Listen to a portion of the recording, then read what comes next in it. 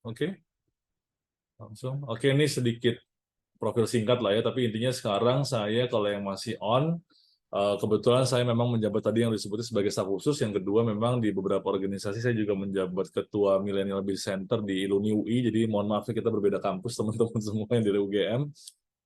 Dan juga sekaligus menjabat ketua Komite Investasi Masyarakat Ekonomi Syariah. Gitu. Lanjut lagi.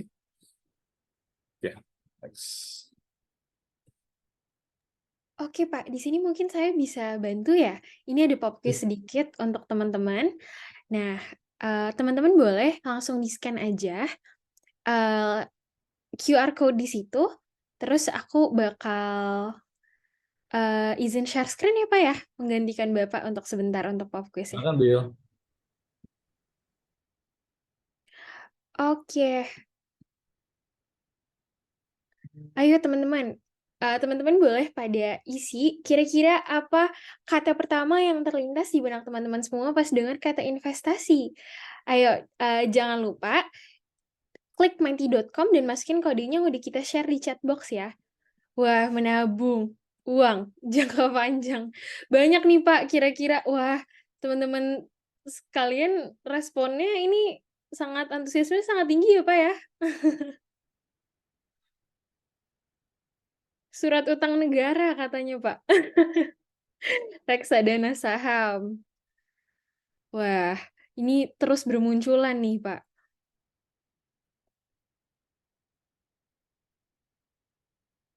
Kripto, obligasi, penanaman modal.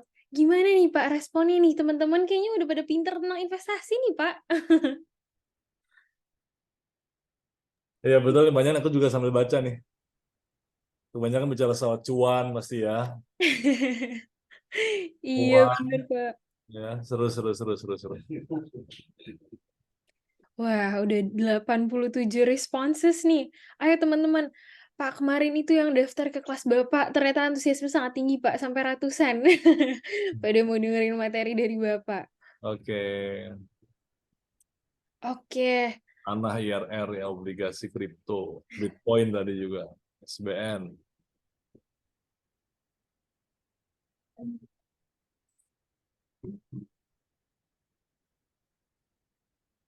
UU Cipta Kerja tuh, Pak. Hmm. Plan. Masa depan. Wah, masa depan ini berkaitan erat sama final project ya, teman-teman. Kalian nanti final project-nya ini ada life plan. Jadi jangan lupa untuk dicek terus ya learning management system-nya. Kita udah nanti nungguin nih life plan dari teman-teman setelah ikut 12 sesi perkuliahan yang disediakan oleh GIK UGM. Nah, Pak, karena ini partisipannya 121, responsesnya udah 130, mungkin kita Oh, cukupkan ya, Pak ya? oke. Oke, makasih Oh, ya ya, teman-teman. bisa bisa melebihi partisipan ya, responsesnya ya. Iya, melebihi partisipan, Pak. Karena Oke, mereka boleh submit baik. berkali-kali. Oh, oke, sih. Ini Oh, bukan gila yang ngetik semua berarti kan?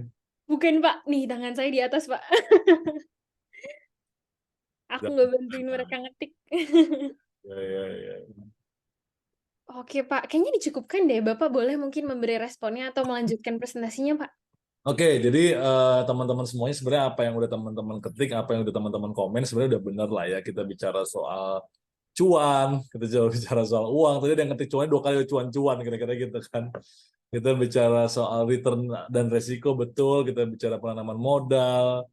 Secara garis besar apa yang teman-teman bilang sih ini benar semua lah. Jadi kita bicara soal dalam konteks ini semua, tapi memang apa yang akan saya presentasikan dari apa yang panitia tulis kepada saya, memang kita akan lebih bicara lebih besar daripada ini. Kita akan bicara soal kebijakannya, terus kan mungkin teman-teman ngebayangin ya kalau misalnya katakanlah tadi Bila jadi seorang pengusaha mau punya usaha, terus mau ngajak investor biar invest di Bila kan kira-kira gitu. Nah tapi bayangkan Bila ini negara Indonesia, terus investor yang mau diajak nih dari negara lain kira-kira gitu. Nah ini bedanya. Jadi apa sih bedanya sih ini di satu sisi ini kalau perseorangan seperti apa? Oh ini negara loh yang minta investasi misalnya atau yang menjembatani investasinya. Jadi ini yang akan membedakan. Kita berarti bisa langsung masuk ke slide ya. Oke, bisa, Pak. Dilanjut. Oke.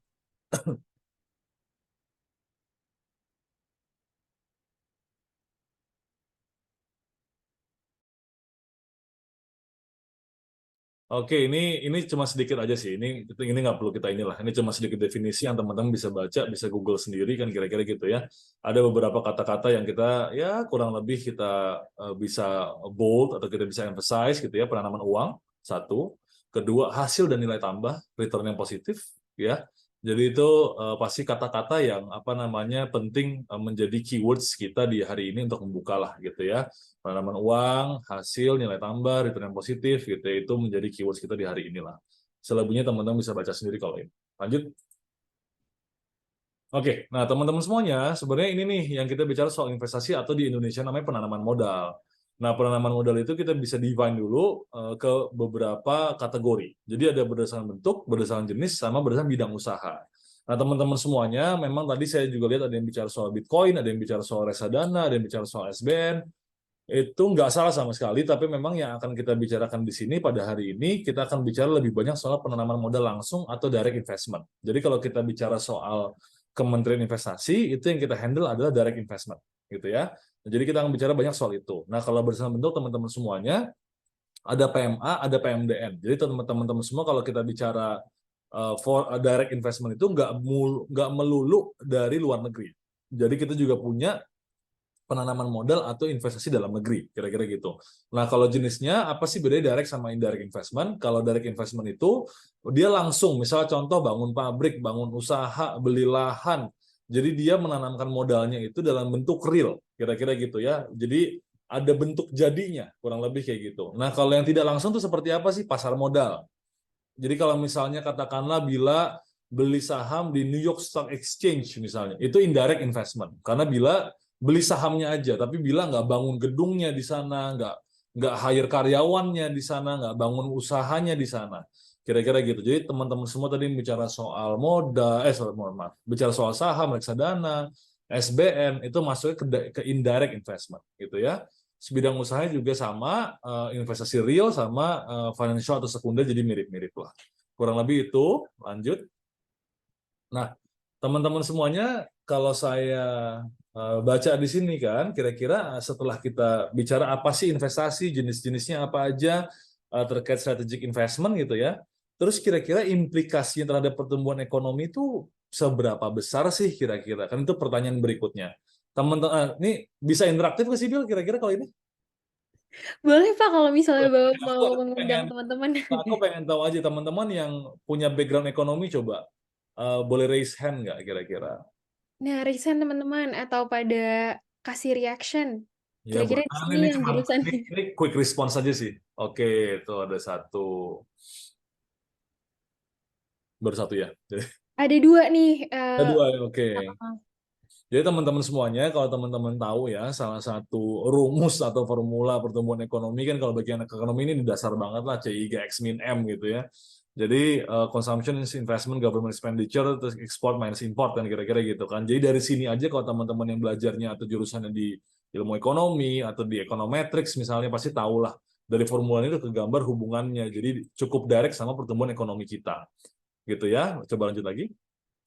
Nah, aku langsung aja by data. Jadi aku nggak mau pakai teori lagi. Ini kita by data langsung, teman-teman semuanya ya. Jadi eh, teman-teman bisa lihat di sini. Jadi ini adalah PDB sama juga ini teman-teman kalau dilihat di tabel ketiga ya. Jadi kontribusi PMTB terhadap PDB. Nah, inilah kira-kira. Ini kontribusinya investasi terhadap pertumbuhan ekonomi atau dalam konteks kue ekonomi kita di GDP. Oke. Nah, PMTB ini bahasa Indonesianya aja sih, sebenarnya investasi. Jadi pembentukan modal tetap bruto sebenarnya. Jadi itu singkatannya. Nah, teman-teman bisa bayangkan bahwa dari total GDP kita, investasi itu menyumbang 33%, 32%, nggak pernah kurang dari 30%. Jadi di bawah konsumsi. Teman-teman bisa bayangkan itu. Gitu ya. Jadi bahkan kontribusi investasi terhadap pertumbuhan ekonomi itu jauh lebih tinggi dibandingkan ekspor. Gitu ya. Jadi teman-teman semua bisa bayangkan sepenting itu investasi dan bisa dibayangkan kembali sepenting itu investasi ketika pandemi. Jadi teman-teman bisa bayangin ya, waktu tahun 2000 berapa? 2020 ya, ini malah yang lalu ya. 2020 pada waktu itu consumption kita turun, gitu ya. Jadi household consumption kita turun. Nah, makanya waktu itu pemerintah sangat berharap bahwa investasi itu harus galak, harus terus masuk, baik dalam negeri maupun asing. Makanya pemerintah mencoba waktu itu buat juga undang-undang cipta kerja segala macam dengan segala kelebihan dan kekurangannya. Nah, tapi maksudnya itu, agar kita bisa cepat bangkit dari keterpurukan ekonomi habis pandemi COVID-19. Jadi itu yang saya bisa gambarkan terkait kontribusi investasi pada pertumbuhan ekonomi di Indonesia. Lanjut lagi. Nah, terus berikutnya nih kira-kira ini pihak-pihak yang berperan apa aja sih Mas Dana gitu ya. Nah, pihak berperan pasti ya ini sih nggak perlu saya jelaskan karena saya yakin teman-teman udah bisa membayangkan gitu ya. Jadi pastinya ada pemerintah dalam konteks domestik gitu ya, ada Kementerian Investasi atau BKPM, ada BI, ada OJK, banyak hal lah. Jadi kalau kita apalagi kita bicara direct investment, nggak cuma BKPM, tapi kita berkoordinasi dengan semua sektor. Karena kan investasi kan di semua sektor. Jadi kalau di BKPM itu enaknya saya bekerja di sini ketemu banyak orang. Saya kalau misalnya bicara soal investasi bandara misalnya atau pelabuhan, saya ketemu teman-teman dari Kementerian Perhubungan. Kalau kita bicara soal pengolahan nikel misalnya, pabrik pengolahan nikel, saya ketemu teman-teman dari Kementerian ESDM. Kalau misalnya kita bicara soal pabrik baterai mobil listrik, saya ketemu sama teman-teman Kementerian Perindustrian. Jadi seru lah kalau di sini gitu ya. Yang kedua pasti ada juga lembaga internasional, ada juga sektor swasta yang sangat dominan, sama investor domestik dan luar negeri, kira-kira segitu ya. Jadi teman-teman semuanya, saya bisa yakinkan bahwa dalam konteks investasi sebenarnya pemerintah tuh porsinya kecil sekali. Jadi kita sangat-sangat bergantung terhadap investasi sektor swasta, baik itu dalam negeri maupun luar negeri. Nah, lembaga internasional itu hubungannya apa sih, Bang Dana? Kira-kira gitu. Nah, lembaga internasional ini kadang-kadang dia itu juga meregulate. Jadi mereka kadang-kadang juga buat aturan yang akhirnya kadang-kadang menguntungkan kita ataupun bisa menghambat kita juga. Saya kasih contoh nanti akan saya bahas di slide berikutnya ya. Oke, lanjut lagi. Oke. Nah, teman-teman semuanya, ini saya mau ngasih case juga peranan pemerintah dalam investasi strategis gitu ya. Jadi kenapa sih tadi saya bilang bahwa pemerintah sendiri itu multi kementerian, nggak cuma BKPM. Ini salah satunya teman-teman semuanya. Jadi di tahun 2021 sama 2022 itu Pak Presiden itu cukup concern sama yang namanya investasi. Agar apa? Agar roda ekonomi ini tuh berjalan cepat, berputar cepat. Kira-kira gitu ya. Nah, ini contohnya. Jadi waktu itu tahun 2021 dibentuk namanya Satuan Tugas Percepatan Investasi. Ketuanya BKPM, di bawahnya itu kepolisian sama kejaksaan. Jadi dalam tanda kutip, kalau memang ada investor dalam negeri maupun luar negeri yang terhambat, kira-kira gitu ya. Nah, dirasa misalnya katakanlah kita menemui hambatan itu macam-macam. Misalnya katakanlah pemerintah lokalnya, ini dengan segala misalnya karena pemerintah lokalnya apa namanya menghambat misalnya gitu ya, tidak sesuai regulasi misalnya gitu. Nah, atau misalnya katakanlah ada oknum-oknum yang dia menghambat dan juga tidak sesuai regulasi. Nah, itu kita bisa turun dengan sipil dan juga dengan aparat kepolisian misalnya gitu. Tujuannya agar mempercepat investasi itu sendiri. Nah, yang kedua adalah misalnya contoh lagi Satgas Penataan Penggunaan Lahan. Jadi kalau teman-teman ini mungkin teman-teman masih mahasiswa lah, mungkin belum terlalu dengar ya. Jadi intinya adalah kita nih selama Indonesia berdiri ini kita udah mengeluarkan izin penggunaan lahan kita tuh ribuan, banyak sekali, mungkin puluhan ribu. Jadi apakah itu izin usaha pertambangan, apakah itu izin penggunaan lahan, jadi konsesi hutan, boleh menggunakan hutan kita dan lainnya itu banyak sekali. Nah, teman-teman semuanya, tapi ternyata tidak semua pengusaha itu menggunakan izinnya dengan benar. Jadi katakanlah tadi bila dapat izin untuk pengolahan hutan nih, dikatakan di mana di Sulawesi misalnya. Nah, itu kan harapannya adalah hutan itu dikelola agar ada nilai tambah, bisa memberikan pajak kepada pemerintah, bisa memperkerjakan orang lokal. Tapi apa yang bila lakukan misalnya? Bila udah punya izinnya, habis itu bila jual deh ke orang lain. Jadi lahan itu nggak pernah terkelola dengan baik, misalnya gitu. Nah, ini kasus yang selama ini sering terjadi. Nah, makanya Satgas Penataan Lahan tujuannya itu. Kita cabut lagi izin-izinnya mereka. Bahkan ada satu kasus di daerah Nusa Tenggara, saya nggak perlu sebut NTT atau NTB, dia punya beberapa puluh hektar, gitu ya, yang harusnya jadi kayak semacam zona pariwisata lah. Anggaplah kayak Bali atau kayak Mandalika gitu ya. Dari tahun 96 sampai tahun 2021 nggak pernah dikelola. Akhirnya apa? Masyarakat bangun rumah di sana segala macam, atas dasar secari kertas itu dari pemerintah izin itu, mereka narik sewa kepada masyarakat itu. Padahal mereka nggak punya hak untuk narik sewa itu, kira-kira gitu. Harusnya kan mereka kelola jadi hotel, jadi resort, jadi zona pariwisata lah. Nah ini terjadi, akhirnya habis itu kita cabut izinnya karena mereka melanggar aturan. Jadi ini beberapa gambaran aja terkait peran pemerintah ya atau instansi di dalam konteks investasi langsung di Indonesia. Lanjut lagi. Oke, ini tugas pokok Kementerian Investasi BKPM. Jadi ini formal-formalnya lah ya. Jadi kita bicara soal perumusan penetapan kebijakan, jadi regulasi, kita bicara soal koordinasi sinkronisasi. Jadi tadi saya bilang tuh, karena investasi itu nggak cuma di kita doang, banyak di beberapa kementerian kita juga punya fungsi koordinasi. Habis itu juga ada pengawasan dan juga pelatihan sama pemberian dukungan administrasi.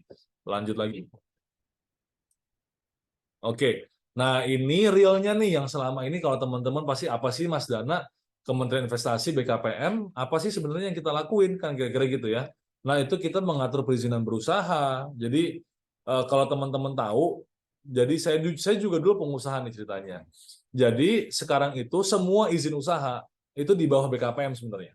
Namanya oss.go.id ya. Nah, tadinya itu mungkin sebelum 2018, katakanlah nih tadi maaf ya saya mentionnya Bila terus ya karena baru yang kenal baru Bila. Misalnya Bila mau buat izin usaha di sektor logistik gitu ya Bil ya. Nah, zaman dulu Bila kalau ngurus izin usaha itu Bila pertama harus ke Kementerian Perhubungan satu. Yang kedua Bila harus ngurus izin lokasi ke pemerintah daerah dua gitu ya. Habis itu harus ngurus izin lingkungan ke katakanlah Kementerian Lingkungan Hidup ataupun ke pemerintah daerah tiga. Nah, zaman dulu kalau ngurus izin usaha, itu teman-teman harus tawaf bahasanya. Jadi bisa 5, bisa 6 kementerian yang teman-teman keliling nih satu-satu. Nah, sekarang pemerintah sejak 2018, kita udah regulate itu, kita buat namanya oss.go.id atau Online Single Submission, di mana kita itu jadi satu semua izin. Jadi kita buat kayak semacam hub lah. Jadi teman-teman ketika misalnya teman-teman ngajuin izinnya cukup masuk ke sana, login di situ, nanti by system tuh udah. Jadi sistem kita yang komunikasi dengan Kementerian Perhubungan, dengan pemerintah daerah. Jadi teman-teman cuma tahu beresnya aja, kira-kira gitu. Nah, makanya sekarang perizinan berusaha kita yang atur. Nah, yang kedua apalagi sih fungsinya matchmaking investor? Ya, kita yang kedua adalah memfasilitasi investasi. Jadi tadi yang saya bilang teman-teman semuanya, yang investasi di Indonesia itu bukan negaranya, bukan negara Saudi yang investasi di sini, bukan negara Amerika yang investasi di sini, no. Tapi perusahaan-perusahaannya, katakanlah tadi Freeport, atau katakanlah misalnya kalau yang lagi misalnya Volkswagen atau Honda atau lain, atau misalnya yang lagi ramai kan LG Hyundai dengan mobil listriknya. Nah itu kita yang memfasilitasi gitu ya. Nah terus yang keempat, apalagi sih kira-kira mengatur insentif pajak ya. Mengatur insentif pajak. Nah, mengatur insentif pajak itu, jadi sekarang teman-teman semuanya, nanti akan kita bahas lebih dalam. Salah satu, kita compete sama yang lain kan sama nih, ketika misalnya Bila sebagai pengusaha, lagi ngincer investor, ada 4 orang punya usaha yang sama kayak Bila. Pasti investor akan nanya kan, bedanya Bila sama yang lain apa? Kan kira-kira gitu kan. Apa sih yang Bila tawarkan kan kira-kira gitu. Nah, teman-teman semuanya, makanya masing-masing negara kita buat strategi masing-masing. Salah satunya adalah insentif pajak. Makanya teman-teman bisa Google, ada yang namanya tax holiday, tax allowance, itu namanya bebas pajak penghasilan. Itu bisa 10 tahun, bisa 5 tahun, bisa bahkan 20 tahun, tergantung besaran investasinya dan juga proyek-proyeknya. Nah, itu kita berikan tuh bonus kepada perusahaan-perusahaan yang memang ada beberapa indikatornya. Kira-kira gitu ya. Nah, indikatornya apa aja sih Bang Dana? Nggak apa-apa, coba sambil aku bahas ya. Jadi indikatornya ada beberapa teman-teman semuanya terkait insentif pajak. Pertama adalah besaran investasinya, tergantung mau 100 miliar, 500 miliar, atau di atas 1 triliun, atau di atas 5 triliun rupiah. Gitu ya. Yang kedua indikatornya adalah seberapa banyak lapangan pekerjaan yang mereka buka. Jadi kita lihat juga, oke lapangan pekerjaannya mereka banyak nggak sih nyerapnya gitu ya. Yang ketiga adalah sektor pionir. Sektor pionir itu maksudnya apa sih Bang Dana? Saya kasih contoh. LG Hyundai itu salah satu sektor pionir di Indonesia dalam membangun pabrik mobil listrik secara ekosistem. Jadi LG Hyundai ini mereka bangun dari tambangnya sampai ke pabrik materialnya, ada namanya tuh katodanya, sampai jadi baterainya itu mereka jadi masing-masing tuh punya pabriknya masing-masing. Ada pabrik katoda di daerah Batang, Jawa Tengah, ada pabrik baterainya di daerah Karawang, Jawa Barat, ada pabrik mobilnya di Jawa Barat juga. Itu Hyundai investasi semuanya. Nah, karena sebelumnya itu belum ada di Indonesia, kita berikanlah tax holiday agar karena mereka sektor pionir. Harapannya apa? Harapannya biar mengundang yang lainnya jadi insentif untuk mau juga masuk ke Indonesia. Nah, terbukti nih teman-teman semuanya, apalagi jadinya yang lain, nah, akhirnya masuk tuh. Selain LG Hyundai, ada lagi namanya perusahaan dari Jerman namanya BASF, ada lagi dari China namanya CATL, itu perusahaan baterai semuanya. Nah, kira-kira gitu. Jadi itu semua yang ada lagi Foxconn, ada lagi mau bangun motor listrik. Nah, itu contohnya ketika kita pancing dengan satu perusahaan, yang lainnya itu akan ikut, kira-kira gitu. Apalagi perusahaannya besar. Nah, itu tadi kita bicara yang ketiga. Nah, keempat teman-teman semuanya, kita pasti apa namanya melakukan perundingan internasional. Nanti saya akan jabarkan pengalaman saya di G20 dan di ASEAN kemarin lah soal ini. Nah, teman-teman semuanya, di pemerintahannya Pak Bahlil, kebetulan ada 3 tambahan nih yang jadi tugas kita. Jadi Pak Bahlil itu pesan secara khusus lah kepada kita-kita, utamanya sama saya. Yang pertama, ini sebagai perintah Presiden. Jadi Presiden kata-katanya adalah tolong BKPM jangan hanya ngurusin investasi yang gede-gede doang, tapi yang kecil-kecil juga tolong diurus. Nah, akhirnya muncullah nih makanya di poin nomor 4, memitrakan usaha besar dengan usaha kecil. Kenapa? Karena kita punya tujuan namanya sekarang itu investasi yang berkualitas dan inklusif. Berkualitas itu apa sih kira-kira Mas Dana? Investasi yang berkualitas itu adalah itu vertikal. Jadi ketika investasi itu ada harus bermanfaat tidak hanya untuk si kaya tapi juga si menengah dan juga si miskin lah kira-kira gitu. Nah, makanya sekarang kita kawinkan, tapi kan kalau dalam konteks sosial budaya mungkin bukan tugas kami, tapi mungkin dalam konteks ekonomi tugas kami. Makanya sekarang investor-investor asing itu kita wajibkan lewat Permen Investasi nomor 1 tahun 2022, itu mereka yang masuk ke Indonesia harus memberikan proyeknya bagi UMKM sekitarnya. Saya kasih contoh. Jadi ketika misalnya tadi misalnya Bila atau misalnya LG Hyundai, tadi LG bangun pabrik di Jawa Barat. Nah, mereka itu kita minta nih, tolong dong LG kasih proyek kepada UMKM sekitarnya. Proyek itu maksudnya apa sih? Catering, security misalnya, konstruksinya gitu ya. Dan utamanya yang kita minta itu bahkan supply chain-nya. Jadi supply chain-nya misalnya gini, kalau pabrik mobil kan ada produsen jok mobilnya, ada produsen kulit ininya dashboardnya. Nah, itu kita minta, itu yang supply harus UMKM lokal sekitar. Kalau nggak ada, baru tuh dia boleh lebih jauh lagi. Nggak hanya kota itu, tapi juga di satu provinsi di sana. Tujuannya itu, gitu ya. Biar ketika investasi ada, itu trickle down efeknya itu besar. Kira-kira itu poin keempat. Nah, terakhir teman-teman semuanya, kalau saya nggak tahu nih mungkin di teman-teman tambang, teknik, atau di ekonomi baru dengar istilah sekarang, itu adalah membentuk pemetaan hilirisasi investasi. Nah, teman-teman semuanya, apa sih hilirisasi investasi? Jadi, saya bisa gambarkan dengan sederhana seperti inilah. Jadi, ini bahasanya Pak Menteri sih. Dari zaman kita merdeka sampai sekarang, itu seringkali kita sama VOC gaya ekonominya sama. Maksudnya apa sih? Jadi kita cuma bisa ngambil barang mentah, habis itu dikirim ke luar negeri. Contohnya apa? Misalnya batu bara. Batu bara kita keruk, kita ambil, taruh di kapal, kirim keluar. Habis itu apalagi nikel misalnya, kita keruk, kita ambil, taruh di kapal, kirim keluar. Jadi tidak pernah ada industri turunannya. Kira-kira gitu loh. Nah, ini kalau adik-adik kan masih early 20s atau mungkin late 90s gitu ya misalnya gitu ya. Nah, zaman dulu nih, ini bukan zaman saya juga bahkan. Zaman Pak Harto, zaman dulu teman-teman semuanya, Indonesia pernah kaya dengan emasnya, Indonesia pernah kaya dengan kayunya. Jadi melimpah sekali kayu di Indonesia nih. Tapi sampai hari ini nggak ada perusahaan kita atau bahkan perusahaan asing di industri kayu yang besar sekali itu nggak ada, kira-kira gitu loh. Nah, ini kan evaluasinya, makanya kita pengen bangun industri turunannya. Kita nggak mau cuman ibaratnya kalau kayu itu ditebang, dikirim ke luar negeri, ditebang, dikirim ke luar negeri, dibuat furniture di luar negeri, kira-kira gitu kan. Dikirim balik ke Indonesia, terus kita beli lagi tuh barang kan, kira-kira gitu. Itu yang kita nggak mau. Harapannya sekarang adalah dengan ada hilirisasi itu kan maksudnya kan hulu hilir gitu ya. Hulu tuh di atas, hilir tuh di bawah gitu ya. Nah, maksudnya tuh dulu tuh kita tuh selalu yang kita urus tuh industri hulunya doang, industri di atasnya doang nih.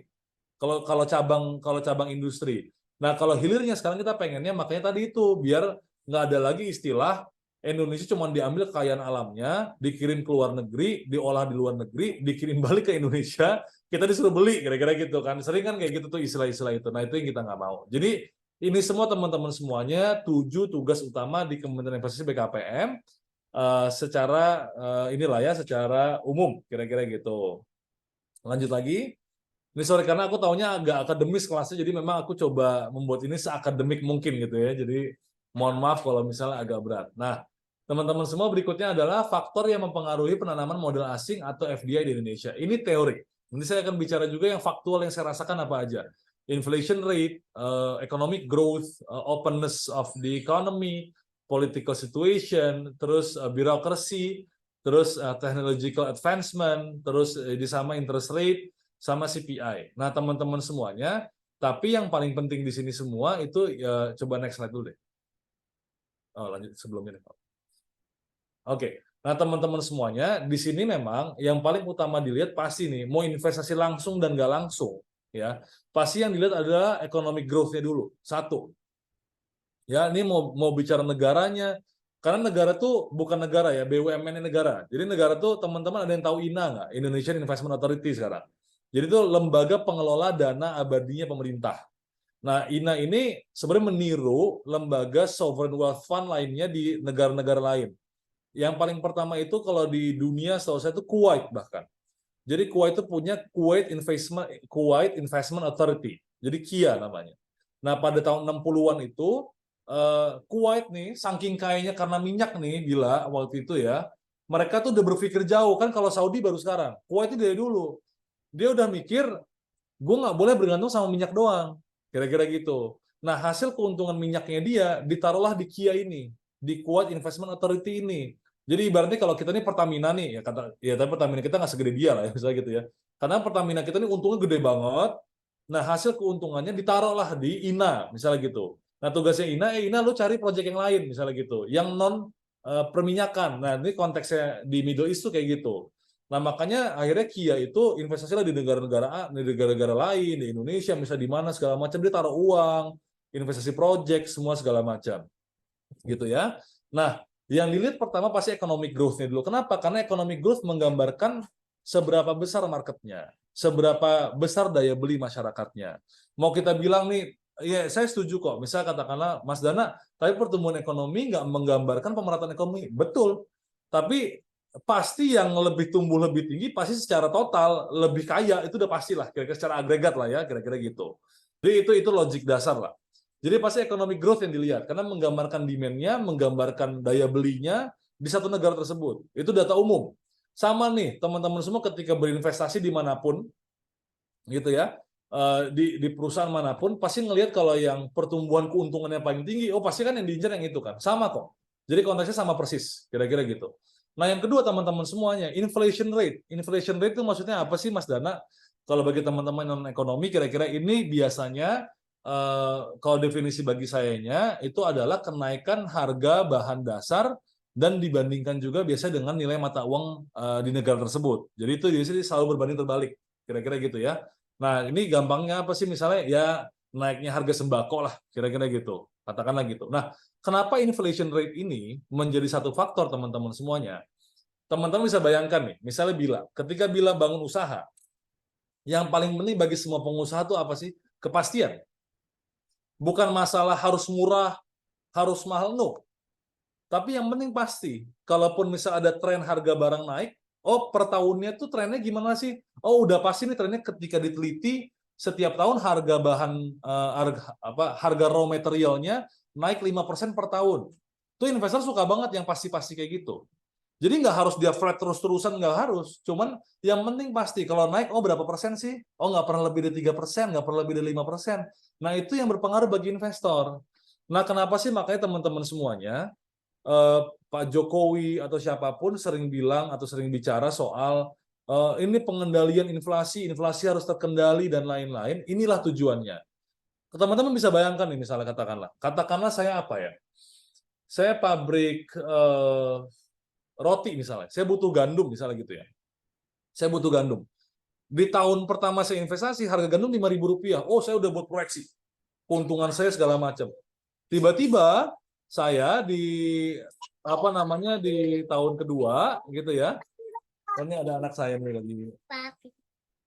Tapi nggak terus nggak.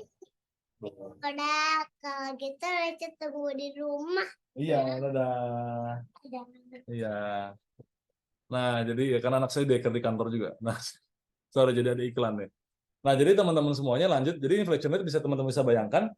Jadi tahun pertama katakanlah harga gandum 5.000. Tahun kedua misalnya harga gandum 10.000. Tahun ketiga tiba-tiba turun lagi 5.000. Nah, siapapun investornya pasti bingung ketika dia perencanaan keuangan kan kira-kira gitu loh. Nah itu yang menjadi gambaran kenapa inflation rate itu harus terkendali. Biar kalaupun naik harga sembako atau harga bahan pokok atau harga raw material industri itu, tapi dapat diprediksi. Tujuannya itu teman-teman semuanya. Itu yang kedua ya. Yang ketiga keterbukaan ekonomi. Gitu ya. Ini juga penting. Kenapa? Karena pasti apalagi bagi foreign investor ya. Ketika misalnya negara itu terlalu diktator misalnya gitu ya, kayak reluctant sama perang segala macam, pasti orang akan sangat khawatir lah nyambung ke situasi politik. Nah, teman-teman semuanya yang nggak kalah penting adalah birokrasi. Nah, teman-teman semua mungkin kalau yang pernah belajar, jadi kenapa sih birokrasi ini menjadi penting? Nah, saya tuh pernah baca satu penelitian, ini menarik teman-teman semua, ini menarik banget. Jadi saya tuh tesis S2 saya itu soal kemudahan berusaha soalnya. Jadi ternyata ada satu penelitian yang menganggap bahwa ketika pemerintahan itu korup, belum tentu itu nggak menarik bagi investor. Pas saya baca kaget juga saya. Maksudnya gimana ya? Oh jadi gini ternyata. Dari balik ke pernyataan saya nomor 1. Jadi bagi investor itu yang paling penting kepastian. Oke. Nah ini jurnal luar negeri, ini bukan jurnal Indonesia. Ini jurnal luar negeri. Jadi penelitiannya pada waktu itu adalah ketika ada satu pemerintahan yang dia misalnya katakanlah ya diktator ataupun, tapi diktatornya dalam konteks yang dia tuh bisa apa ya? Mohon maaf nih kalau misalnya kata-kata saya salah, misalnya katakanlah kayak Singapura, tapi dia bisa well regulate di situ. Dia sangat-sangat bisa mengatur ketika ada investor masuk, jelas ketemunya sama siapa, dapat kepastian, dia keluar uang berapa, dapatnya apa, tuh jelas semuanya. Kira-kira gitu. Nah, yang bahaya itu tengah-tengah. Tengah-tengah tuh maksudnya apa sih kira-kira ya? Jadi ibaratnya di tengah-tengah tuh maksudnya adalah nggak jelas gitu ya. Pengusaha nggak punya kepastian di sana. Nah, makanya teman-teman semuanya kita harus berubah nih Indonesia dari negara yang persepsinya seperti itu zaman dulu, kita harus benar-benar negara yang benar-benar terbuka. Terbuka itu dalam konteks apa? Makanya kenapa sekarang kita perizinan semuanya serba online, serba digital. Tujuannya apa sih teman-teman semua? Menghindari praktik-praktik seperti itu. Dan adanya kepastian bagi investor ataupun pengusaha. Jadi nggak lagi misalnya katakanlah bila ketika mau ngajuin izin usaha ketemu sama Mas Dana, nggak perlu lagi. Bila cuma ketemu apply online, persyaratannya di apply online. Nah sekarang kita bahkan insya Allah di bulan Januari itu kita ada penerapan namanya fiktif positif. Jadi ketika bila mengajukan izin, syaratnya lengkap di online, udah diaudit by sistem, itu bahkan ketika misalnya secara sistem kita belum sempat ngecek nih orangnya, si verifikatornya, izinnya bila itu otomatis keluar by system. Nah, itu yang kita mau rubah, kira-kira gitu. Nah, makanya birokrasi itu penting sekali, teman-teman semua. Bagi orang, mungkin mohon maaf ya, kalau bagi pengusaha yang sifatnya mikro, UMKM, kadang-kadang izin aja nggak penting-penting amat lah. Kita perlu akui itu gitu. Kayak bodo amat lah soal izin, yang penting usaha gue jalan, gue bisa makan, gue bisa hidup. Keluarga gue bisa sekolah, kira-kira gitu kan. Itu real. Saya juga dulu mulai usaha nggak punya izin, kira-kira gitu loh. Ini real sekali. Nah, tapi bagi investor asing, segala macam teman-teman semua, izin itu menjadi faktor yang sangat penting. Kenapa saya bilang sangat penting? Karena menentukan. Contoh misalnya ketika dia mau mengajukan izin usaha di Indonesia, berapa lama dia boleh berusaha di Indonesia? Penting dong, karena dia harus menghitung keuntungannya dia. Oh, kalau saya cuma boleh berusaha di Indonesia selama 4 tahun, saya udah balik modal atau belum? Kira-kira gitu kan. Yang kedua, ngurus izinnya berapa lama? Karena dia harus menghitung juga investasinya di sini. Pajaknya, segala macam. Makanya birokrasi itu menjadi sangat penting bagi orang, apalagi bagi pengusaha lokal aja kadang penting ya. Kita mau usaha, kita butuh tahu harga lahan di sana berapa, segala macam.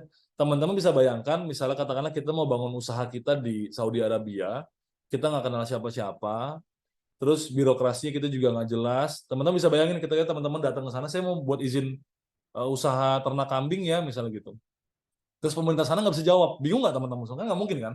Harus dikasih jelas kepastiannya, waktunya, durasinya, semua segala macam. Jadi itu teman-teman semua yang menjadi penting bagi investor lah, kurang lebih seperti itu. Ya, oke lanjut lagi. Oke, nah teman-teman semuanya, ini ada satu metode yang saya coba gambarkan secara secara akademik lah ya. Jadi ini juga kita pakai sih sebenarnya. Jadi teman-teman semuanya, ini adalah ICOR. Jadi ICOR itu adalah dia rasio efisiensi investasi yang dipakai di beberapa negara biasanya. Jadi apa namanya? Jadi ketika misalnya kita investasi Rp1, itu output yang dihasilkan itu berapa rupiah sih? Jadi itu kita bicara efisiensi. Makanya semakin bagus rasionya itu berarti dia semakin efisien. Kira-kira gitu ya, dia semakin efisien. Berarti ketika dia semakin murah tuh, mungkin biaya perizinannya semakin murah, biaya sewa lahannya semakin murah. Nah itu biasanya yang kita compete to each other sama negara-negara lain. Ya, lanjut lagi. Oke, berikutnya apa lagi? Nah, ini ease of doing business, teman-teman semua, atau kemudahan berusaha yang diukur oleh World Bank. Oke, nah ini makanya teman-teman semua yang tadi yang saya bilang, pengurusan berbagai perizinan yang perlu dilakukan. Yang kedua, izin mendirikan bangunan. Ini juga penting. Sekarang juga Indonesia udah online, ya. Perlindungan hukum juga penting. Jadi ini bagi orang asing itu penting karena gini, mohon maaf teman-teman semuanya. Zaman dulu, zaman revolusi atau zaman era 40-an segala macam, itu tren yang namanya nasionalisasi. Nah ini pasti bagi investor sangat merugikan ya. Jadi bayangkan misalnya katakanlah siapa nih Ade atau Andre, udah bangun usaha nih di Amerika misalnya, tiba-tiba ganti pemerintah, usaha Andre diambil pemerintah, gimana? Bingung nggak kan kira-kira gitu kan? Jadi makanya ini perlindungan hukum pemegang haknya itu penting bagi investor asing, kira-kira gitu ya. Pajak, habis itu, nah ini bagi dalam konteks perizinan ya, prosedur, waktu, dan biaya, itu dalam konteks perizinan juga, listriknya juga, terus dia juga ada konteksnya adalah raw material. Jadi ini masuk semua dalam konteks kemudahan berusaha. Lanjut.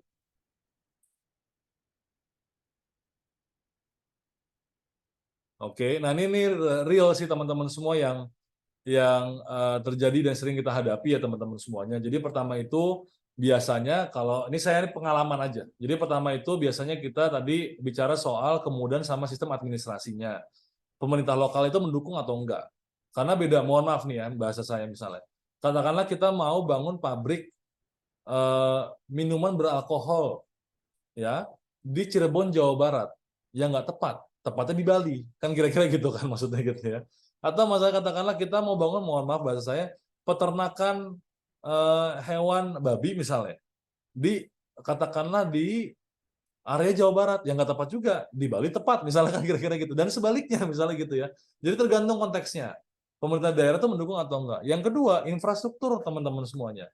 Kenapa sih apa namanya infrastruktur juga menjadi penting? Karena nah kenapa juga di pemerintahan Pak Jokowi yang pertama infrastruktur itu juga menjadi penting, atau kenapa sih dibangun semua infrastruktur? Nanti akan saya jelaskan by data, ya. Nanti akan saya jelaskan by data. Ketiga adalah kondisi pasar. Nah, kondisi pasar ini natural resources kita di mana? Atau misalnya kebutuhan dia mau lebih dekat ke pasar atau mau lebih dekat ke raw materialnya. Contoh apa tadi saya bilang? Tambang LG Hyundai. LG Hyundai itu pabriknya beda-beda, lengkap-lengkap. Pabrik katode di Jawa Tengah karena dia dekat sama tambangnya di daerah timur gitu ya. Terus misalnya katakanlah pabrik mobil di Jawa Barat karena dekat sama Jakarta. Nah itu dia udah bagi-bagi tuh. Beberapa investasinya itu kita atur juga kira-kira gitu ya. Nah terakhir pasti aspek sosial budaya. Nah ini yang nggak mudah juga karena seringkali memang proyek apapun ya, mau jalan tol, mau pelebaran jalan, bahkannya itu pasti ada negosiasi sama warga kira-kira gitu ya. Kan ya saya nggak jauh-jauh nih teman-teman, kalau yang di Jakarta misalnya dekat kantor saya daerah Senopati, pelebaran jalan aja padahal daerah elit itu aja kena gusur, itu restoran-restoran elit atau rumah-rumah elit itu kena gusur kan kira-kira gitu. Jadi pasti ada tuh apa namanya pilihan sulit-sulit kayak gitu tuh pasti ada. Apalagi yang besar-besar, apalagi teman-teman tahu lagi ramai misalnya kasus di Rempang misalnya segala macam gitu ya, itu pasti ada tuh komunikasi semacam itu. Lanjut lagi. Nah, ini yang saya maksud teman-teman semuanya. Sekarang teman-teman semuanya, sejak Indonesia berdiri sampai hari ini, investasi di luar Pulau Jawa udah lebih besar dibanding Pulau Jawa. Nah, teman-teman semuanya, sebelum tahun 2020 atau tahun 2021, it's not the case. Investasi semua di Pulau Jawa. Yang menikmati hanya warga Jawa. Jadi jangan mohon maaf nih kalau misalnya saya kadang-kadang selalu mikir orang yang yang kontra dengan kita pindah ibu kota, yang kontra dengan kita bangun infrastruktur di Pulau Sulawesi, Pulau Sumatera, Pulau Papua. Emang kalau kita bicara dalam konteks keuntungan ekonomi belum tentu memang betul. Tapi itulah fungsi kehadiran pemerintah dalam konteks pemerataan ekonomi untuk saudara-saudara kita di luar Pulau Jawa. Nah, terbukti teman-teman semuanya, alhamdulillah apa yang dibangun Pak Jokowi di era pemerintahan yang pertama kami semua di Kementerian Investasi menuai hasilnya. Kami semua sangat mudah ketika mengajak investor untuk masuk keluar Pulau Jawa. Dan pasca 2020 udah muncul nih hasilnya. Pulau Jawa sekarang udah lebih besar dibandingkan di luar Pulau Jawa, investasi udah lebih besar dibandingkan Pulau Jawa. Itu manfaatnya, teman-teman semua. Lanjut lagi. Oke, nah ini pastinya dalam tour yang diberikan saya, bagaimana sih Mas Dana cara kita menganalisis kebijakan investasi, ya ini 3 ini yang sebenarnya udah bener kok. Kita bicara cost benefit analysis, kita bicara dampak sosial, kita bicara analisis resiko, ini kita hitung semuanya, kira-kira gitu ya.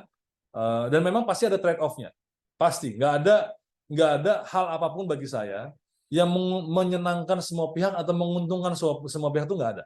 Pasti ada yang untung di satu pihak, ada yang rugi di satu pihak, itu pasti ya. Tapi pasti kita harus memilih apa ya namanya ya, mana yang paling menuai kebaikan untuk semua lah. Itu pilihan susahnya kadang-kadang. Gitu ya, lanjut lagi. Terus, nah ini kita masuk ke payung hukum investasi di Indonesia, teman-teman semuanya. Jadi ini kita bicara tahun 58, teman-teman bisa bayangin ya, tahun 58 tuh pernah ada. Kita udah bicara soal penanaman modal asing di Indonesia. Gitu ya, habis itu dirubah tahun 60, habis nah pada waktu itu teman-teman semuanya di era Bung Karno memang sempat dinasionalisasi ceritanya. Jadi sempat ada dilarang lah penanaman modal asing di Indonesia juga. Nah akhirnya di era Pak Harto dibuka kembali gitu ya, tahun 67 itu dibuka kembali, berlanjut, habis itu kita bicara juga penanaman modal dalam negeri tahun 68. Jadi tadi tuh berubah tuh perspektifnya.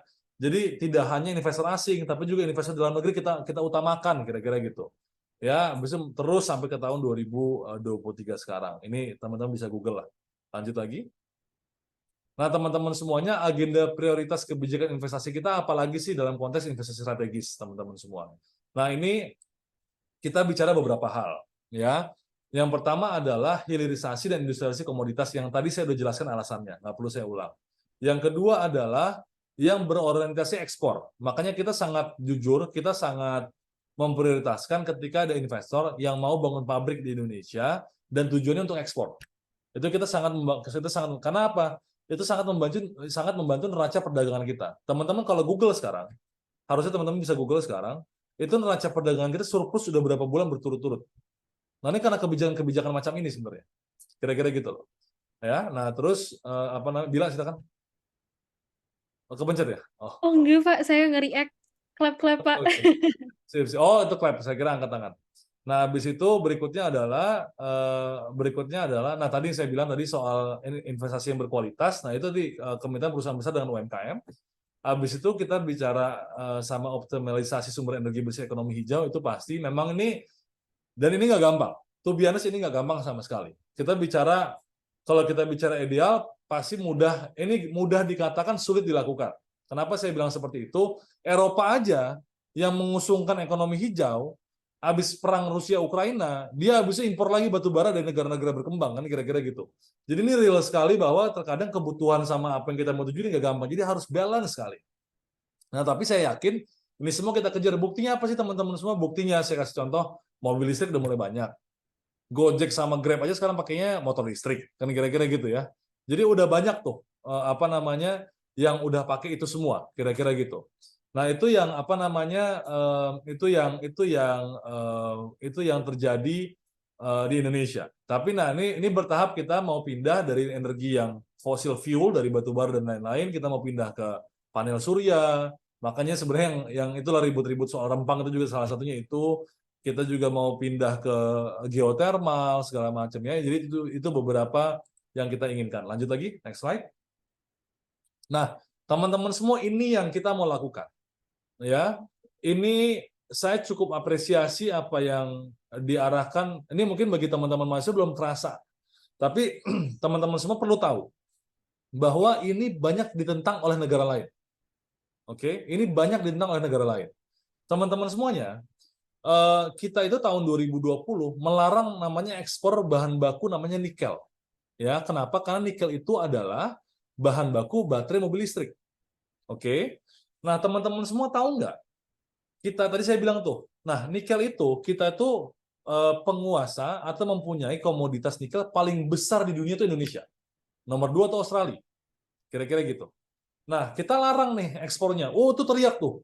Cina, semua negara kita di demo lah segala macam. Semua teriak. Kita disu di WTO atau di World Trade Organization. Kita dibilang mengganggu supply chain dunia. Pabrik-pabrik kan, ya teman-teman bisa bayangkan punya pabrik mungkin di Cina, di Amerika, tiba-tiba bahan bakunya nggak bisa terima karena negaranya melarang. Oh, kita banyak disu. Cuman emang visinya presiden waktu itu, dia nggak mau lagi tadi yang dia bilang, Pak Jokowi nggak mau bahwa barang mentah yang di dalam bumi Indonesia ini cuma dikeruk, diambil, diolah di luar negeri, mobilnya jadi katakanlah ya Tesla atau LG atau Hyundai, diimpor ke Indonesia, kita yang beli lagi tuh mobil. Padahal ujung paling pertamanya bahan baku baterai itu di Indonesia. Nah itu Pak Jokowi nggak mau.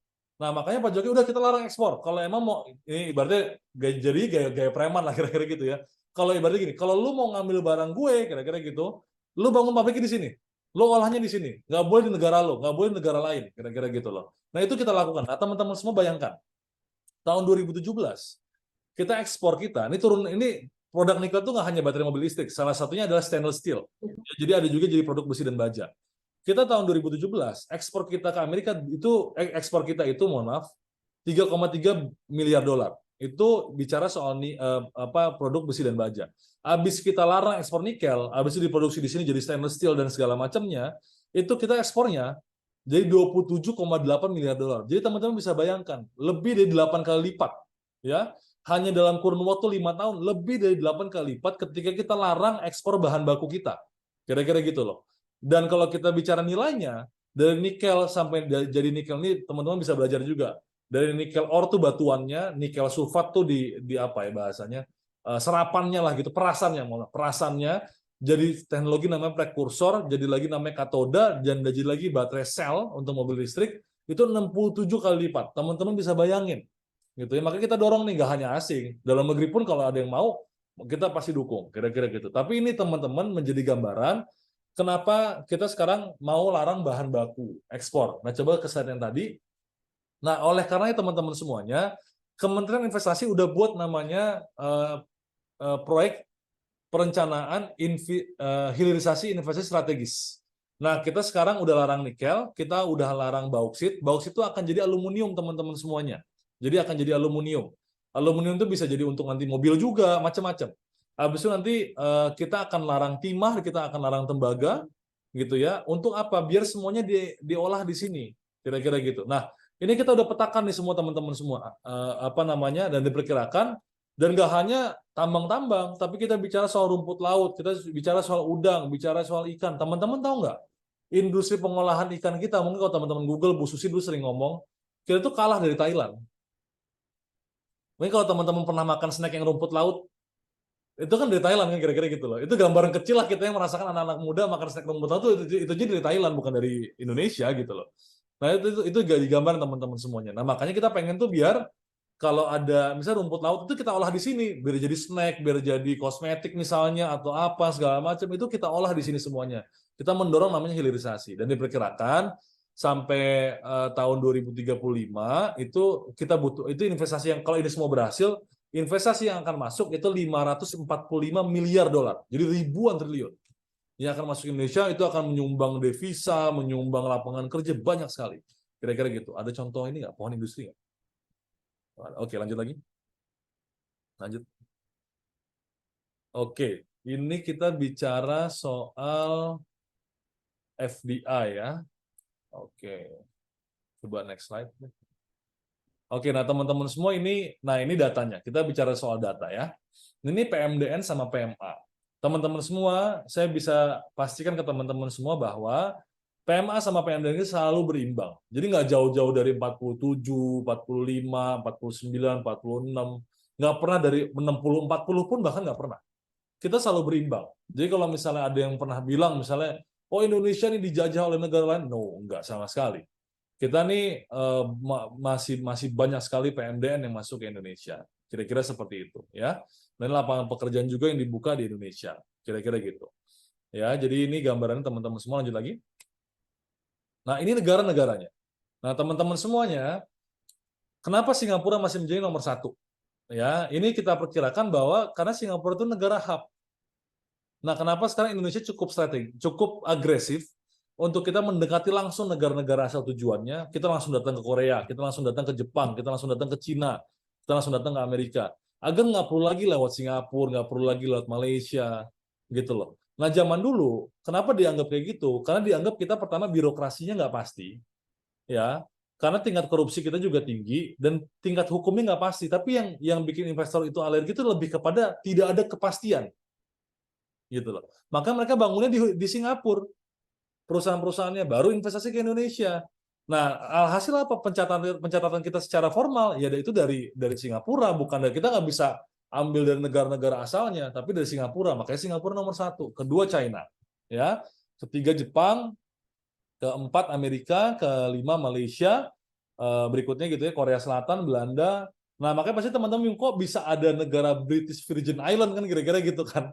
Ya itu pencatatan formal kita, kan negara apa tax haven lah ya. Bahwa terkadang kita tuh juga selalu terlalu mendewakan negara-negara maju. Padahal kita semua ini juga bersaing gitu loh. Itu contohnya saya tadi itu. Jadi kita nggak mau tuh bergantung sama Eropa, nggak mau kita bergantung sama Jepang. No, kalau emang mereka nggak mau, ya udah kita jalan sendiri aja, kita cari negara lain yang mau. Terbukti kok ketika kita ada negara partner yang mau, nih ibaratnya nih, ya ibaratnya mohon maaf saya nyari pacar, saya naksir nih gitu kan.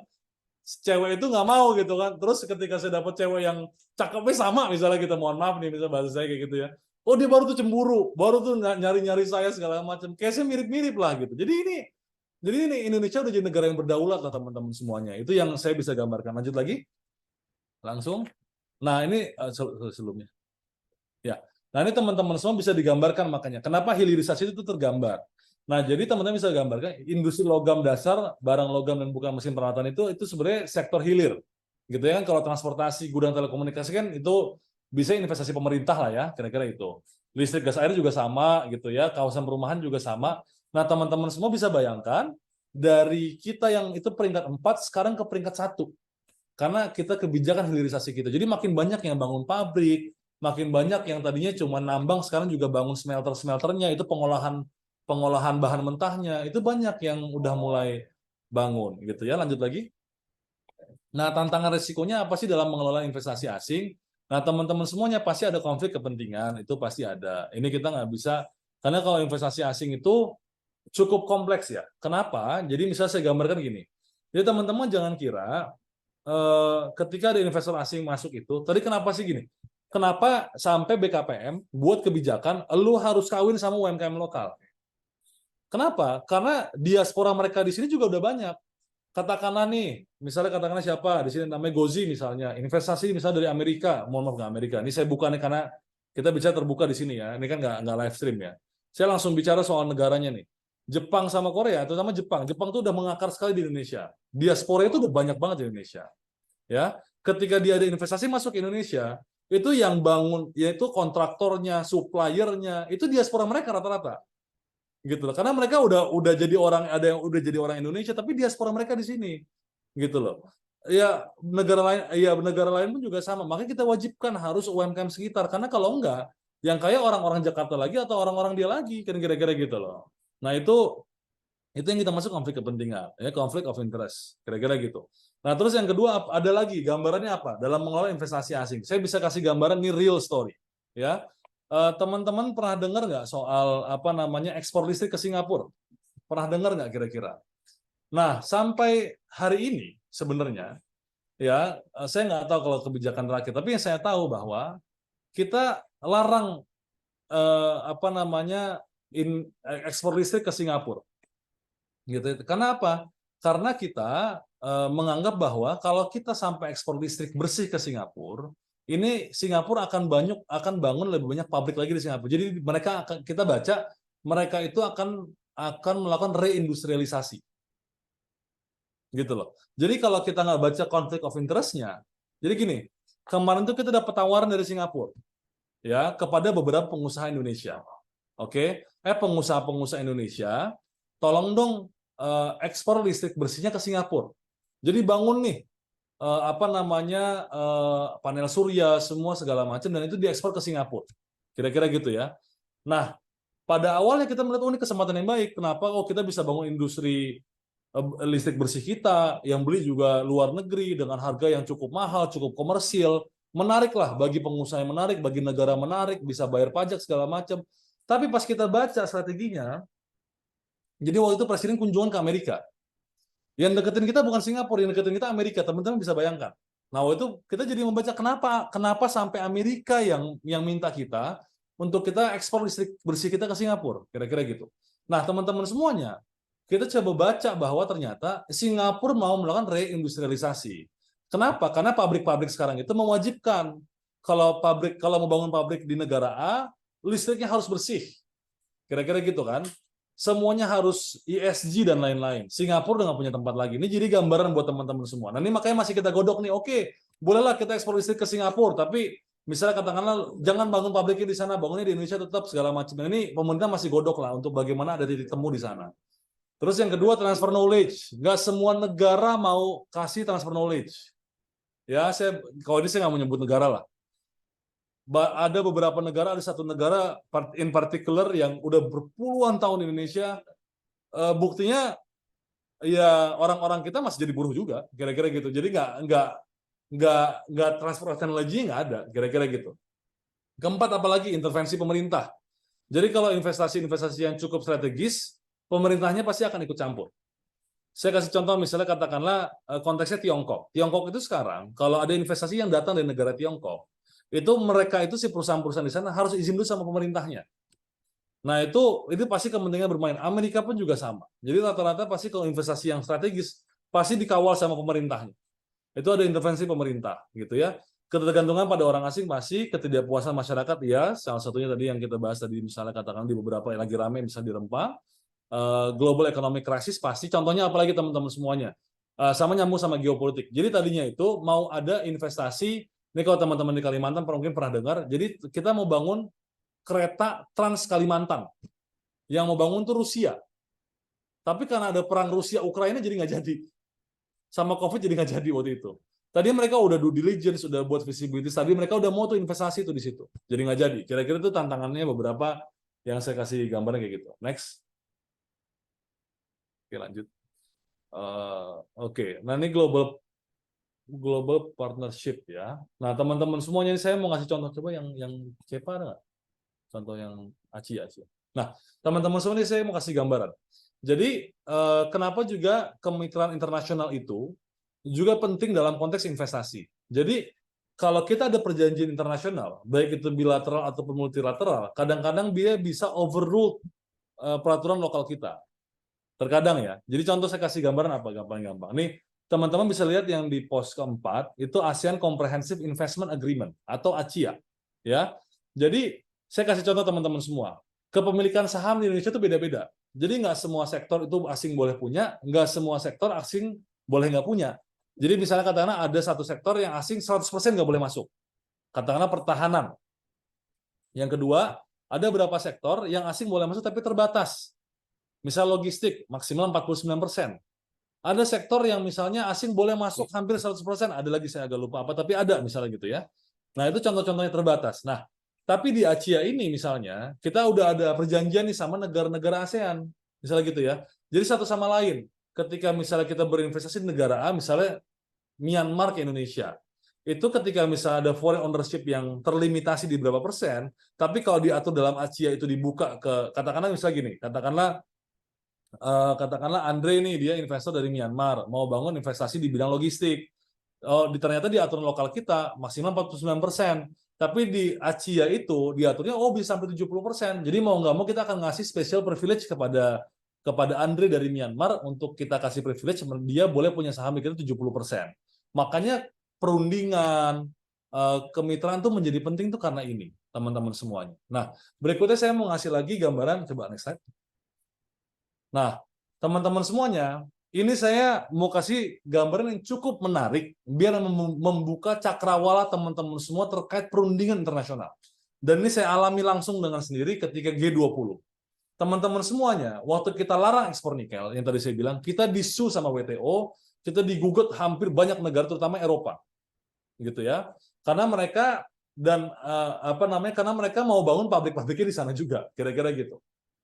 Nah, teman-teman semua tahu nggak? Apa juga yang dilakukan sama Eropa waktu itu? Eropa juga buat peraturan, ya. Kalau dia mau bangun pabriknya di, misalkan gini, dia bilang kalau lu mau bangun pabrik di Eropa, sumber pabrik turunannya itu harus dekat Eropa juga. Jadi dia juga mau main begitu juga. Jadi teman-teman semua saya boleh bilang bahwa kita boleh bicara soal ini bukan dalam konteks yang negatif ya, mohon maaf ya. Tapi kita bicara soal sustainability, kita bicara soal lingkungan, kita bicara soal kepedulian dan lain-lain. Teman-teman ketika perundingan internasional jangan selalu terjebak dalam term semacam ini. Saya yakinkan kepada teman-teman semua, national best interest masing-masing lah yang bermain. Itu nomor satu. Dan itu bagi kita wajar. Karena pasti apa? Indonesia pun kami ketika berunding, pasti kami yang menguntungkan bagi Indonesia. Kita nggak peduli dulu sama negara lain, yang penting Indonesia untung dulu, rakyat kita sejahtera dulu, kita bisa serap lebih banyak pajak dan lain-lain. Negara lain kita nggak pikirin dulu. Begitupun negara-negara luar, kira-kira gitu. Nah, teman-teman semua, jadi waktu G20 kemarin, kita alhamdulillah Kementerian Investasi dan saya termasuk di tim berunding waktu itu, soalnya salah satu di tim berunding utama. Nah, itu kita dikasih PR sama Pak Menteri bahwa harus lolos pasal hilirisasi. Jadi negara-negara G20 harus menyetujui bahwa hilirisasi itu dibolehkan, industri nilai tambah. Padahal kita digugat di WTO, teman-teman bisa bayangin nih kerumitannya. Jadi di G20 itu isi ada G7, negara-negara Amerika, Jerman, semua segala macam, negara-negara maju, ada negara-negara Eropa, ada Jepang segala macam, yang dimana Eropa udah sue kita di WTO. Tapi di G20 kita disuruh ngejebolin satu pasal yang harus disepakati sama mereka juga. Kan kita bingung sebagai tim berunding kan. Nah teman-teman kita semua cari celah. Nah alhasil apa teman-teman semua? Kita cari datanya. Nah ini data yang kita temukan pada waktu itu.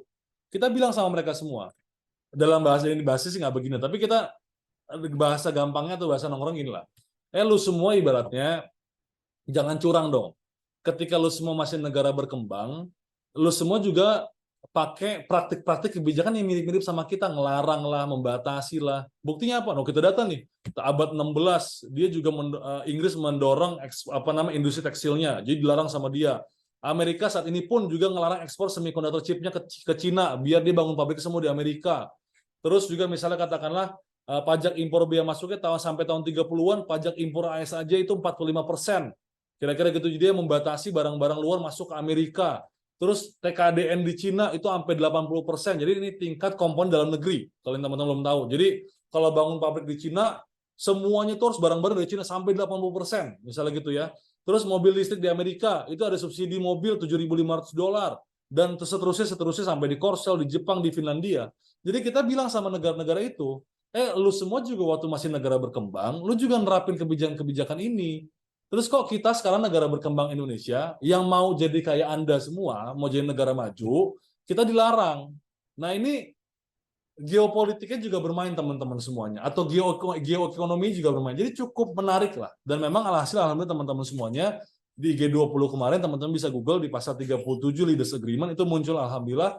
Kita ngejebolin di situ terminologinya ialah disetujuinya hilirisasi atau industri nilai tambah dan kemitraan investor asing dengan pengusaha lokal. Jadi itu yang kami lakukan dan pengalaman saya pribadi di G20 yang luar biasa saya berundingnya dan itu kami 4 hari itu, hari pertama mungkin jam 12 malam, hari kedua jam 2 malam, hari ketiga jam 3, bahkan hari terakhir sampai jam 6 pagi kita berunding. Tapi itulah keseruan pengalaman saya pribadi, saya bagikan ke teman-teman semua. Mungkin demikian dari saya yang bisa saya sampaikan. Ada lagi? Coba next slide. Oke, coba yang terakhir dari saya nggak apa-apa ya. Mungkin yang serius Kak, yang itu sebelumnya lagi. Yang mobil ya. Terus. Oke, nah ini lagi dong sebelumnya. Nah ini teman-teman semuanya dalam mengelola investasi, kenapa birokrasi menjadi penting, teman-teman semuanya. Ini dulu ini cerita terakhir dari saya. Jadi waktu pandemi itu kita diminta mengenjot investasi dan kita bingung caranya gimana. Salah satu caranya adalah kami fokus ke dalam negeri, kita cari potensi-potensi investasi besar yang terhambat di Indonesia. Terhambatnya apa masalahnya? Bisa masalah tanah, utamanya ini semua nih, masalah tanah sama perizinan. Teman-teman bisa bayangkan, 2 doang, kalau nggak tanah perizinan. Nah, saya waktu itu menghandle Indoraya Tenaga 58 triliun rupiah. Pada waktu itu terhambat di Kementerian Perhubungan terkait bahasa adalah HPL dan HGB, tapi terhambat perizinannya. gitu ya. Crossnev teman-teman semua kalau Google tahu itu di daerah Jawa Timur yang tiba-tiba ada satu desa tiba-tiba kaya semua lah. Yang pada beli mobil, saya agak lupa desanya mana ya. Tapi kalau yang teman-teman tahu ada beberapa tahun lalu ada satu desa yang nggak bisa nyetir mobil, tapi karena dibebasin tanahnya oleh Pertamina, habis itu mereka semua dapat uang banyak miliaran dan mereka bahkan nggak bisa nyetir mobil tapi mereka beli mobil. Itu berikutnya ada yang nabrak segala macam. Kalau saya baca berita saya nggak tahu lah ya. Itu sempat rame lah. Itu kasusnya Rosneft itu kita yang selesaikan sama warga waktu itu. Jadi itu gambaran teman-teman semuanya. Bahkan makanya saya bilang dalam mengelola hubungan dengan investor segala macam itu nggak melulu soal teori dan lain-lain, tapi lebih kepada eksekusinya bisa nggak kita berkoordinasi dengan kementerian lain, dengan pemerintah daerah lain, menelah masalahnya apa, berkomunikasi dengan warga sekitar, itu bisa nggak kita atasi itu. Ketika bisa, ini semua akhirnya terpenuhi dan bisa selesai masalahnya. Jadi alhasil dari 708 potensi realisasi investasi, kita selesaikan 558 triliun rupiah pada waktu itu yang kita bisa selesaikan masalahnya, masuk ke Indonesia, menanamkan uang di Indonesia, membuka lapangan pekerjaan, membuka turunannya, membagi ekonominya dengan UMKM-UMKM sekitarnya. Jadi mungkin demikian yang bisa saya sampaikan. Mohon maaf sekali lagi adik-adik semuanya kalau emang ini dianggap berat. Mohon maaf kalau misalnya kita nggak bicara soal Bitcoin segala macam, tapi karena memang brief yang saya terima kita bicara soal investasi strategis secara konteksnya kenegaraan, inilah yang bisa saya sampaikan. Mudah-mudahan pengalaman real ini bisa menjadi informasi atau tambahan bagi teman-teman semua. Terima kasih. Wabillahi taufiq wal hidayah. Wassalamualaikum warahmatullahi wabarakatuh. Waalaikumsalam warahmatullahi wabarakatuh. Terima kasih banyak Pak Dana akan insight-nya sangat-sangat kaya ya. Sampai kita dapat info dari Ordal juga ya terkait geopolitik dan dinamikanya. Nah, untuk kali ini mungkin saya izin ambil alih Pak untuk sesi workshop. Nah, jadi sesi kali ini kita bakal menggunakan Google Jamboard teman-teman. Rules-nya akan dikirim oleh panitia dari GIK. Aku akan bagi teman-teman semua ke 4 breakout room berbeda. Nah, nanti kakak-kakak dari tim GIK yang nanti jadi koordinatornya. Ada Kak Hilman, Kak Sigit, Kak Wafir, dan Kak Sabil. Nanti diperhatikan ya kakak-kakaknya akan share link Jamboard berbeda untuk setiap breakout room. Make sure kalian nggak salah klik link. Nah, nanti teman-teman dikasih waktu 10 menit untuk mengisi, dan nanti ketemu lagi di main room bareng aku dan Pak Dana. Boleh mungkin kakak-kakak langsung dipisah ya ke breakout room. Bila nanti apakah ada tanya jawab, Bil? Iya Pak, jadi kita sebenarnya punya Google Form question pool, karena dari kemarin sebenarnya pertanyaan yang masuk lumayan sangat banyak ya Pak, jadi mungkin perlu dikurasi juga. Kalau misalnya memilih sekarang langsung, takut tidak cukup waktunya dan tidak representatif. Oke. Nah, nanti mungkin H+3 kurang lebih kita akan follow up ke tim Bapak untuk mungkin dijawab, dan nanti kita bakal share lewat Instastory kami, Pak. Oke. Iya, nah nanti 10 menit di breakout room, nanti mungkin saya minta bantuan Bapak untuk memilih salah satu respon dari salah satu jawaban dari mahasiswanya, dan mungkin Bapak bisa respon terus langsung maju lagi ke sesi career pathways ya Pak. Oke, boleh. Oke, terima kasih Pak. Oke, halo teman-teman semua. Hampir semua sekarang udah balik lagi ya ke main room. Nah, mungkin aku mau share screen nih hasil teman-teman tadi ada apa aja. Wah, banyak banget ya, Pak. Jadi, ini tadi teman-teman itu menjawab pertanyaan yang sudah diberi studi kasus dari Kementerian Investasi. Untuk jawaban nomor 1, tadi kita instruksikan untuk menjawab pemakai sticky notes berwarna kuning. Dan untuk jawaban nomor 2, itu pakai sticky notes warna biru, Pak. Jadi tadi pertanyaan yang teman-teman jawab ini, nomor 1, jika kamu menjadi tim Kementerian Investasi atau BKPM, hal apa saja yang perlu diperhatikan dan dilakukan agar investor tertarik dan mau menanamkan modal secara langsung di Indonesia? Pertanyaan kedua, masyarakat penyandang disabilitas masih mendapatkan diskriminasi dalam berusaha, baik dalam mendapatkan peluang pekerjaan atau aksesibilitas perizinan usaha. Jika kamu menjadi tim Kementerian Investasi BKPM, hal apa yang kamu lakukan untuk membangun ekonomi inklusif disabilitas dalam berusaha? Nah, terus ini jawaban dari teman-teman semua, Pak. Kita punya ada 4 whiteboard di sini. Tapi karena ini banyak banget pertanyaan yang masuk, mungkin Bapak boleh, Pak, memberikan feedback kepada satu sticky notes yang satu biru, satu kuning, Pak. Aku pilih yang biru dulu ya. Aku lihat yang Oke, biru. Pak. Yang biru aku dari Pak Fahrudin Aziz nih, Mas atau Pak atau Ade. Kuota eksklusif untuk penyandang disabilitas itu sih yang aku pilih. Ya, boleh milih satu aja ya? Boleh satu aja, Pak. Terus yang kuning satu. Oh, nggak bisa dua ya. Oh, boleh kalau mau dua juga, Pak. Oh, kalau dua saya ini nih dari Mas Edi Utomo Putro atau Pak Edi atau Ade Edi mengeluarkan izin khusus. Nah, ini apa ya?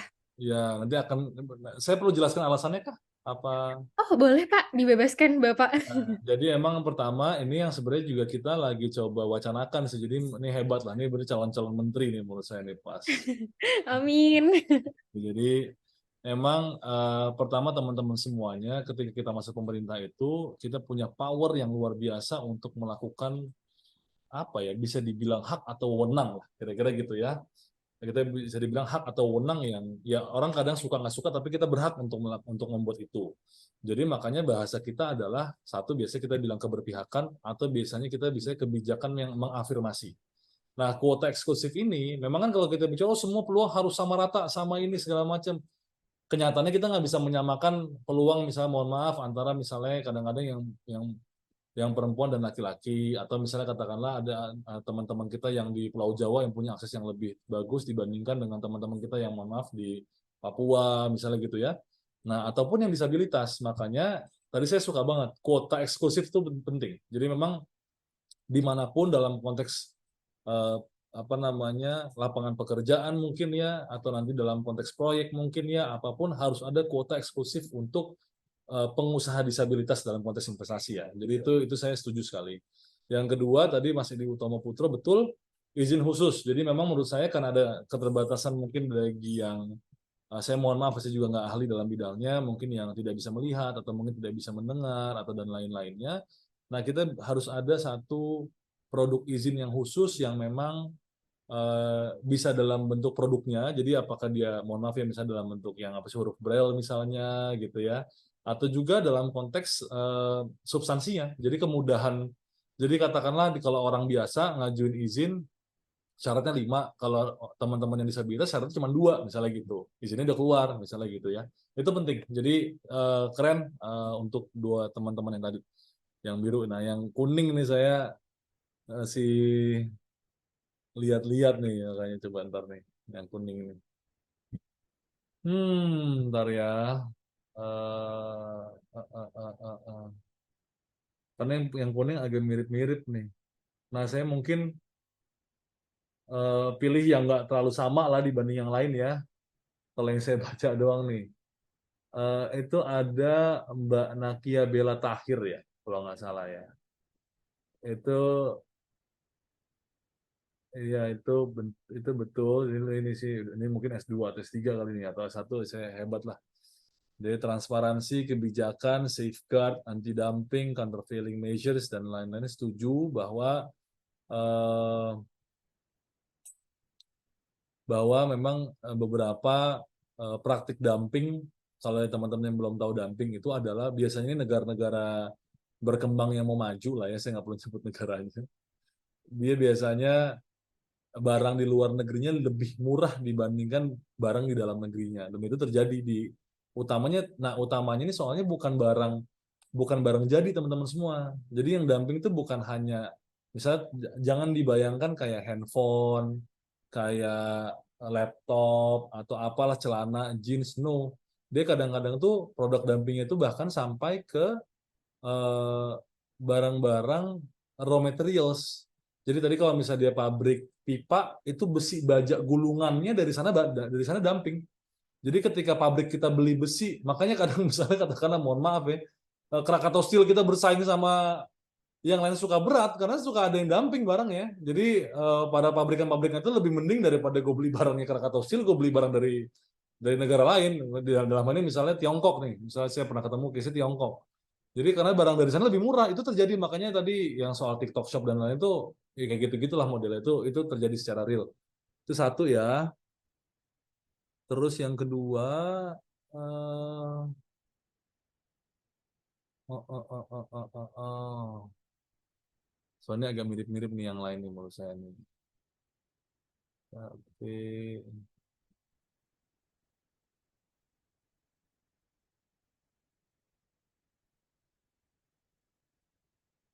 oke, saya mungkin pilih yang ini aja nih. Mas Edi Utomo Puto sama apa tadi? Yang tadi sama apa nggak? Beda ya harusnya ya? Sama, Pak. Oh sama Mas. Pak. Emang Mas Edi pinter loh ini emang. Luar biasa. Jadi jangan saya pilih lagi deh kalau gitu deh. Coba yang ntar ya. Saya lagi lihat lagi nih. Lain.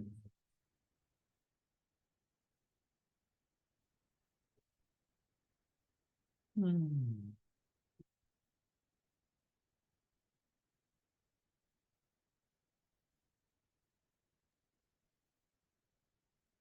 Atau mungkin aku move ya Pak ke Jamboard lainnya mungkin. Boleh dong, iya dong. Oke Pak. Nah ini breakout room 4 nih Pak tadi. Oke.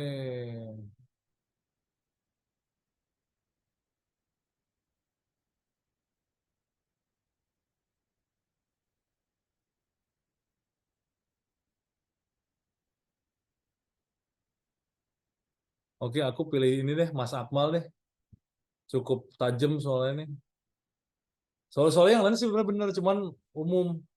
Ini boleh permudah perizinan, perkuat kepastian hukum dan hak atas tanah yang diberikan ya, betul. Jadi itu apa namanya?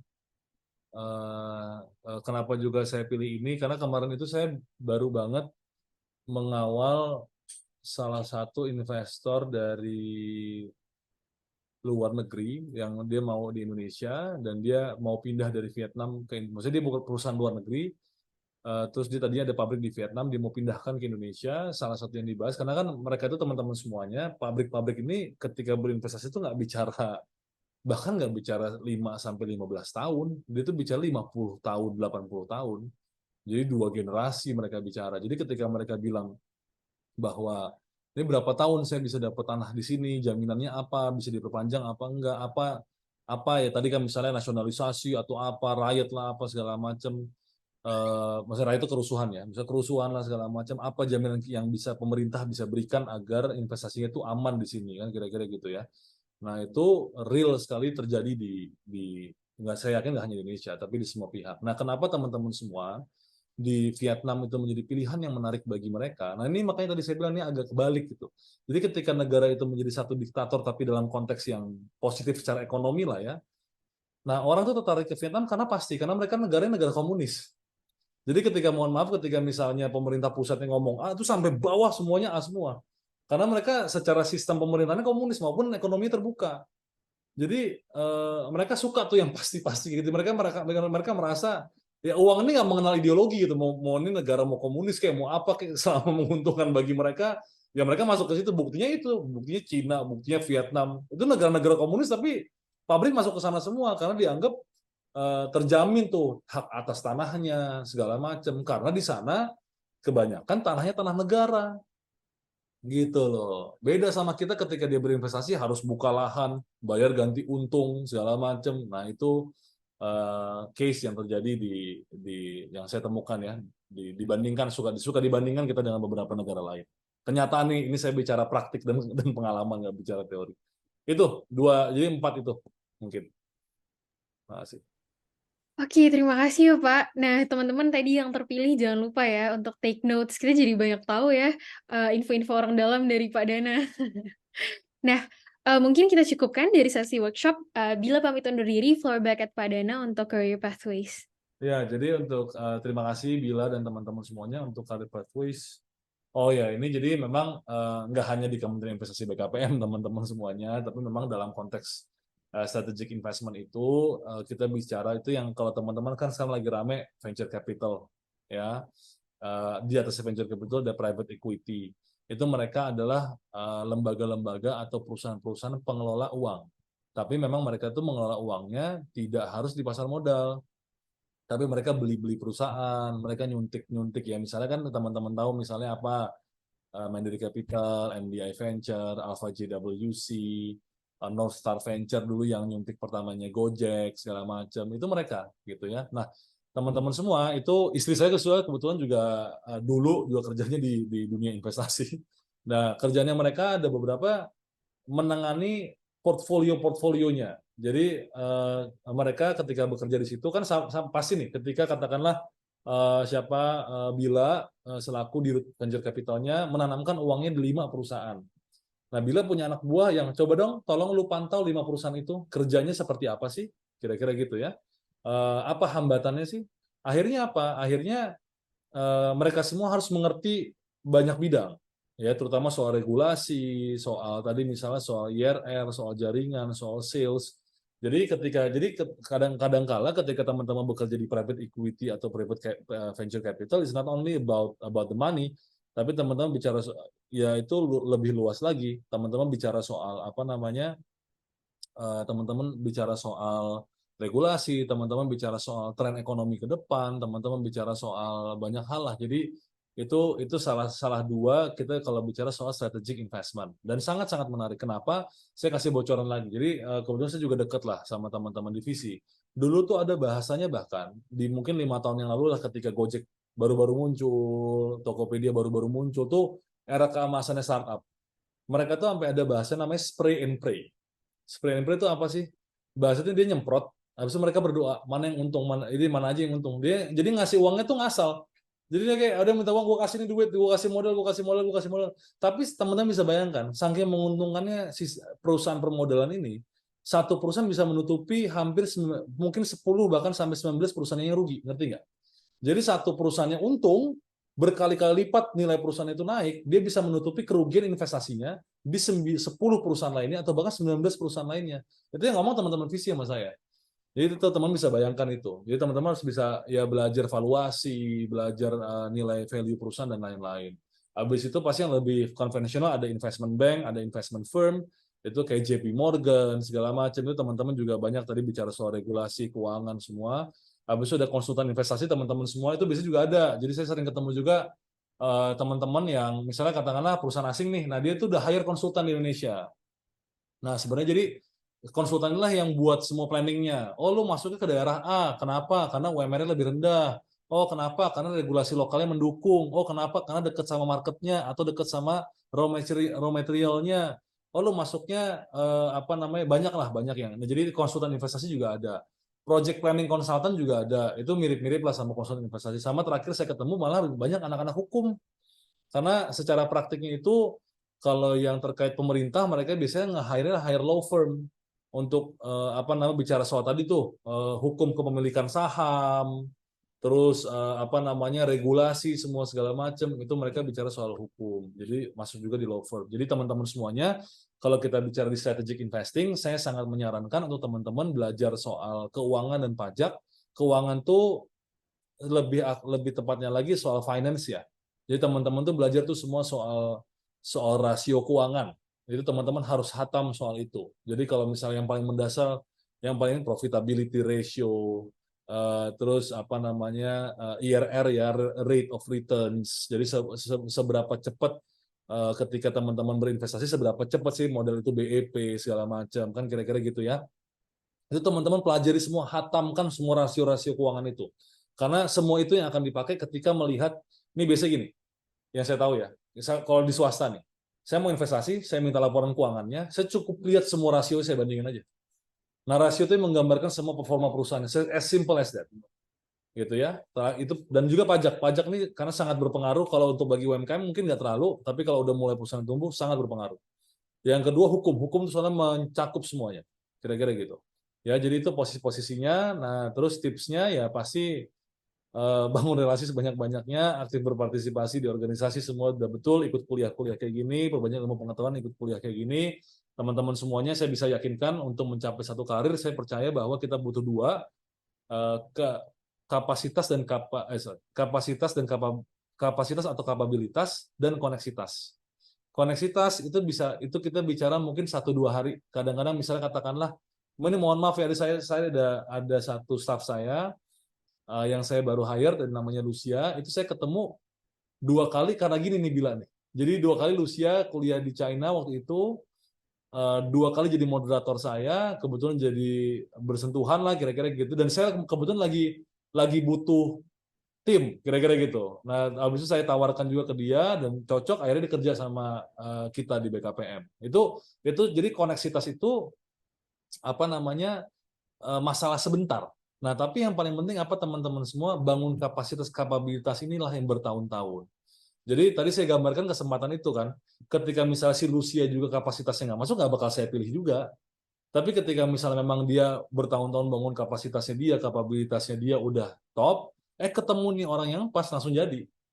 Contoh misalnya mungkin ya saya bukan siapa-siapa lah, maupun kenal sama Pak Jokowi juga nggak jadi apa-apa.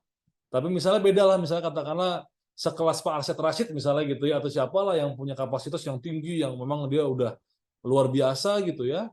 Ketika ketemu presiden bisa jadi menteri ya karena memang kapasitasnya udah cocok kan kira-kira gitu. Kapasitas cocok bukan sama presiden deket sekalipun juga nggak bakal jadi apa-apa juga. Jadi itu tips dari saya, mudah-mudahan ya jadi apa namanya informasi tambahan. Dan saya doakan semoga yang hadir di ruangan kali ini sukses di bidang dan di karir yang diinginkan. Insya Allah semua udah lebih terbuka, mudah-mudahan diberikan kemudahan juga keberkahan buat teman-teman semuanya. Terima kasih Bila dan kawan-kawan. Baik, terima kasih banyak ya Pak ya. Aku izin kembali lagi bersama Bila, aku izin jelasin perihal mini assignment atau PR kecil nih untuk teman-teman sekalian. Jadi, teman-teman boleh menuliskan di 150 kata kurang lebih melalui media LMS bagaimana latar belakang pendidikan teman-teman dan insight yang udah didapat melalui sesi perkuliahan ini bisa membantu teman-teman semua nih untuk meniti karir di bidang investasi strategis. Apalagi tadi udah dikasih kiat-kiatnya tentang career pathway sama Pak Dana. Wah, boleh juga Pak calling-calling kalau bisa ada opportunity. Nah, mungkin terima kasih untuk teman-teman yang udah hadir dan Pak Dana serta tim mungkin kita ada sesi dokumentasi dulu ya? Oke. Kita foto bareng teman-teman. Nah, boleh Pak Didi buka kameranya yang tadi teman-teman yang pada belum on cam, boleh sekarang on cam biar kita nanti post di Instagram gk.ugm. Jangan lupa pada follow ya teman-teman karena banyak info terkini yang nanti bisa diakses lewat Instagram kami. Nah, boleh. Mungkin udah aku mulai ya, kita screenshot dari slide pertama dulu. 1, 2, 3. Nah, sekarang slide kedua. 1, 2, 3. Nah, mungkin dicukupkan ya teman-teman, karena ternyata yang on cam cuma 2 slide. Oke.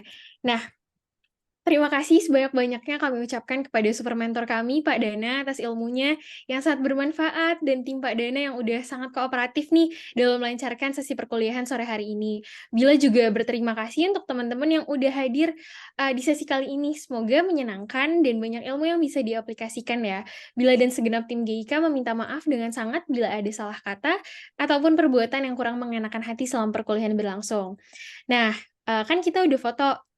Teman-teman pasti pada nungguin sesi presensi, tapi pasti untuk Pak Dana dan tim yang pasti penuh jadwalnya dengan banyak kesibukan, Bila persilahkan untuk meninggalkan Zoom meeting-nya, Pak. Terima kasih banyak sekali lagi. Nah, Sukses selalu. Assalamualaikum. Waalaikumsalam, Pak. Nah, untuk teman-teman, sebagai penutup, kita masuk ke sesi terakhir, sesi presensi ya. Untuk Mas Sigit, boleh di-share screen QR code-nya untuk presensi? Iya, Ini presensinya, ada teman-teman yang foto, banyakan gitu, lucu banget. 1, 2, 3 dong, on mic. Coba aku ikut foto, jadi aku bisa gaya dulu nih. Marshanda ada